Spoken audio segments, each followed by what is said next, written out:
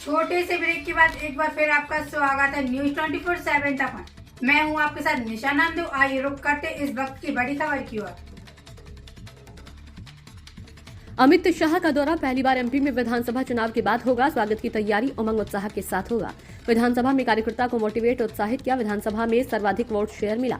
MP में बहुमत के साथ सरकार बनी। अमित शाह ने देश के अंदर अंग्रेजों के काले कानून को आईपीसी से लेकर सब बदलने का काम किया। क्लस्टर प्रवास के दौरान ग्वालियर 12 बजे पहुंचेंगे। चारों लोकसभा के प्रबंध समिति के कार्यकर्ताओं का मार्गदर्शन करेंगे। सागर क्लस्टर 4 में से खजुराहो में 2293 बूथों के कार्यकर्ताओं का सम्मेलन होगा। अमित शाह करेंगे संबोधित।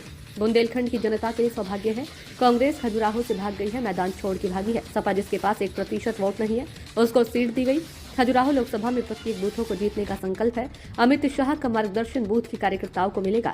10% वोट बढ़ाना, 370 के संकल्प को पूरा करेंगे। भोपाल के रीजन के प्रबुद्ध लोगों को संबोधित करेंगे, जिनकी अपनी प्रमुख भूमिका है। प्रबुद्ध वरिष्ठ को संबोधित करेंगे। 2047 का विकसित भारत का संकल्प है। सबके सुझाव प्रबुद्ध जन सम्मेलन मिलेंगे। अमित शाह करेंगे संबोधित। मिंटो हॉल को कुशाभाऊ ठाकरे की मूर्ति का लोकार्पण भी करेंगे। ये दौरा एमपी के लिए ऐतिहासिक बनेगा। हर बूथ पर मोदी होंगे, हर बूथ जीतेंगे, हर बूथ से 11 लोग आएंगे। जीतू पचवारी राम यात्रा पर शर्मा ने कहा कि राम मंदिर को पूछ ले सोनिया राहुल ने अप्रूव किया है या नहीं। सोनिया राहुल दिग्विजय सिंह ने पूछ लो, पार्टी की नीति क्या है वो जान ले तब आगे बढ़े। राहुल की यात्रा के बाद जमानत जब्त होगी। भारतीय जनता पार्टी की प्रदेश पदाधिकारियों की बैठक, उसमें सभी प्रदेश के पदाधिकारी, मोर्चों के अध्यक्ष, प्रकोष्ठों के संयोजक, तो हमारी जो टीम है मध्य प्रदेश की, आज उसकी बैठक थी।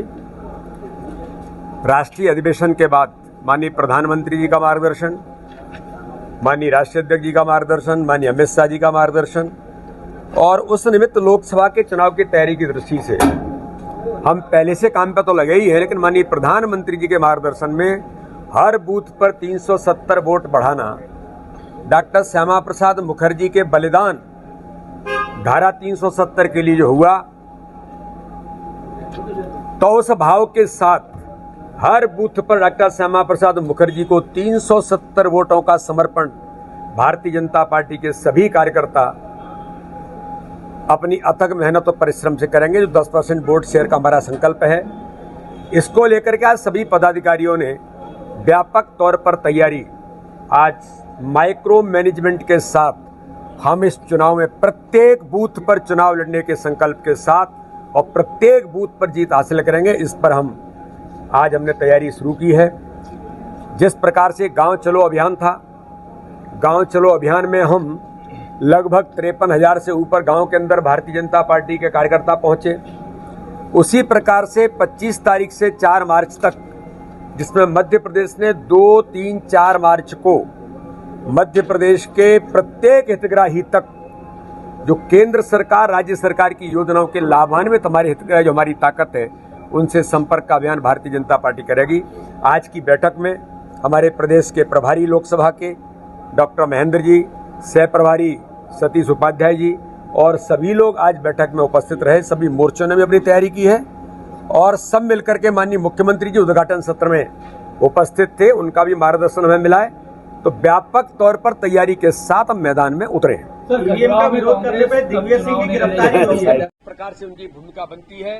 तो इस अमृत काल के अंदर विकसित भारत के संकल्प को लेकर माननीय अमित शाह जी इस क्षेत्र के राजधानी भोपाल के उन वरिष्ठ और प्रबुद्ध लोगों के साथ संवाद तो करेंगे ही, लेकिन भारतीय जनता पार्टी माननीय प्रधानमंत्री मोदी जी के नेतृत्व में जिस प्रकार से आगे बढ़ी है और आगामी आने वाले 2047 का जो हमारा संकल्प है, विकसित भारत का संकल्प, उसके लिए आम जनता के भी उनके अपने अनुभव, उनके अपने सुझाव, इस आधार पर माननीय अमित शाह जी प्रबुद्ध लोगों को यहां पर कुशाभाऊ ठाकरे सभागृह के अंदर माननीय अमित शाह जी संबोधित करेंगे। इसी अवसर पर एक प्रसंग और है कि जो हमारी पुरानी विधानसभा थी, वो भी एक इस प्रकार का प्रतीक था जिसको भारतीय जनता पार्टी की सरकार ने तोड़ा। ठाकरे जी के नाम से श्रद्धेय कुशाभाऊ ठाकरे, जो भारतीय जनता पार्टी के पितृ पुरुष हैं, उनके नाम पर convention hall, international convention centre बनाने का काम जो भारतीय जनता पार्टी की सरकार ने किया, वहां पर ठाकरे जी की मूर्ति का लोकार्पण भी माननीय अमित शाह जी 25 तारीख को भोपाल के अंदर करेंगे। तो 25 तारीख का दौरा मध्य प्रदेश के लिए ऐतिहासिक है, हम सब कार्यकर्ताओं के लिए आनंद का विषय है और हम सब कार्यकर्ता पूरी भारतीय जनता पार्टी हमारे लोकप्रिय नेता माननीय अमित शाह जी के दौरे की स्वागत और बाकी तैयारियों में जुटे हैं। ये दौरा मध्य प्रदेश के लिए ऐतिहासिक बनेगा और मध्य प्रदेश का चुनाव आगामी आने वाले लोकसभा चुनाव माननीय प्रधानमंत्री मोदी जी के नेतृत्व में जो उन्होंने हमें संकल्प दिया है, हर बूथ पर मोदी होंगे और हर बूथ जीतने के संकल्प को लेकर 29 की 29 लोकसभाएं भारतीय जनता पार्टी विजयश्री हासिल करेगी। माननीय अमित शाह जी का दौरा हमारे लिए एक ऐतिहासिक दौरा बनेगा। राहुल गांधी की पहले भी यात्रा आई थी और जहां जहां पैर पड़े राहुल के वहीं मंटा ढार हो गया, तो अभी भी आएंगे तो अभी कुछ और नहीं बचेगा, जमानतें जब्त होंगी। देखिए, ज्वाइनिंग का अभियान मैंने पहले ही कहा था, भारतीय जनता पार्टी के नेतृत्व में माननीय प्रधानमंत्री मोदी जी के नेतृत्व में जनता का विश्वास, तो उसमें अन्य लोगों का भी विश्वास है, हमारी नीतियों में, हमारे सिद्धांत में। और किसी को लगता है कि मैं भारतीय जनता पार्टी में राजनीतिक दृष्टि से काम करते हुए देश के लिए, समाज के लिए कुछ भूमिका निभा सकता हूं, तो ऐसे लोगों का भारतीय जनता पार्टी स्वागत करती है।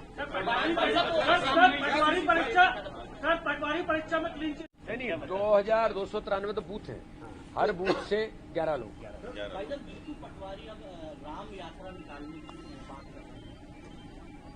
दिग्विजय सिंह से पूछ ले पहले वो, तो कमलनाथ जी तो गए तो वो भी, लेकिन सोनिया जी और राहुल जी से पूछना चाहिए पहले उनको, ये कमिट कर ले कि सोनिया जी राहुल जी ने होके किया है कि नहीं किया है। नहीं तो राम मंदिर के प्राण प्रतिष्ठा ये किसी राजनीतिक दल का काम नहीं था, ये पॉलिटिकल काम नहीं था, तो कब कहां गए थे वो।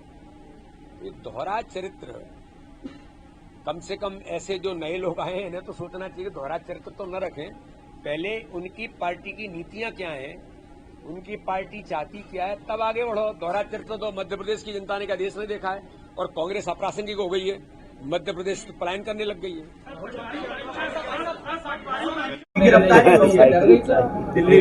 दिग्विजय सिंह की गिरफ्तारी दिल्ली के अंदर जो आप जानकारी मुझे दे रहे हैं, एक संवैधानिक संस्था इलेक्शन कमीशन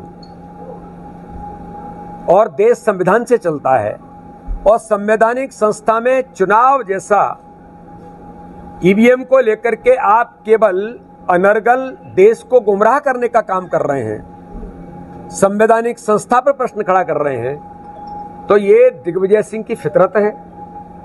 केवल मीडिया में आने के लिए, गांधी परिवार के नजदीक जाने के लिए वो लगातार अनर्गल इस प्रकार के प्रयास वो करते हैं, बयान देते हैं, आरोप प्रत्यारोप करते हैं। तो इसलिए देश के अंदर कानून अपना काम कर रहा है।